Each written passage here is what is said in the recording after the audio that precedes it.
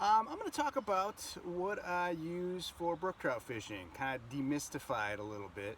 I've only been doing it the last few years, and I was intimidated by trout fishing in general, all the fly fishing stuff. Um, it's kind of intimidating. So I'm not a fly fisherman. I may eventually get into that, but basically what I use are spinners and worms. So I have basic stuff here. I bring this box out. I use spinners like this. You know, just your typical MEPS kind of spinner. I like size 1s, not size 0s. I try to use some of those. They're pretty small and they're a little bit too light for casting. Like using spinners because it's real clean. They don't swallow them. They just swipe at them and you either get them or you don't. You can release fish if you want. I typically keep a couple fish. So I roll with this box. I've got a bunch of water in here, but I got a bunch of split shots.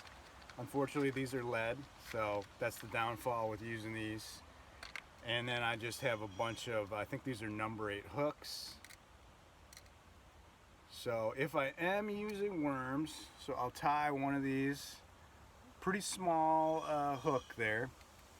I'll tie it directly to my line, put a couple split shots about, you know, 1.5 feet up or so,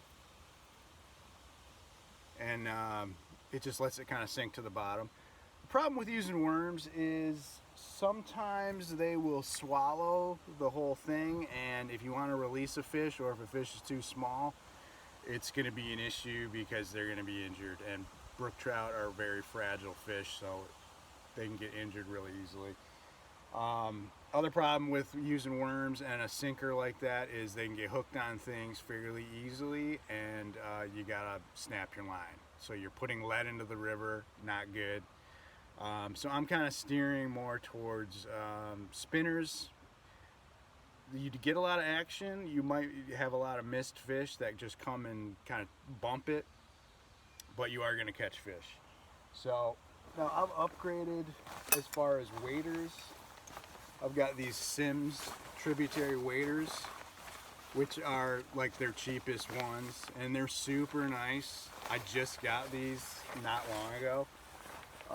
With the wading boots as well. You don't need those though. I mean, I was using a cheap pair for a couple years of neoprene, old school, but they're just super hot when it's summertime.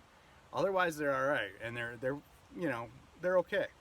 But then I upgraded a net. You know, I wasn't even rolling with a net at first. I got a decent net that's, you can, you know, easily release fish. This rubber kind of material doesn't affect the trout's skin like some of the other nets can, so you can just scoop them and release them really easy. But before, I wasn't even rolling with a net. I would lose fish, but I would just you know, keep them in the water and try to get them off that way. But yeah, that's it. That's kind of demystifying it. You will catch fish using spinners and worms. You know, it's not that difficult. So yeah, but it's become my favorite thing to do. So give it a try.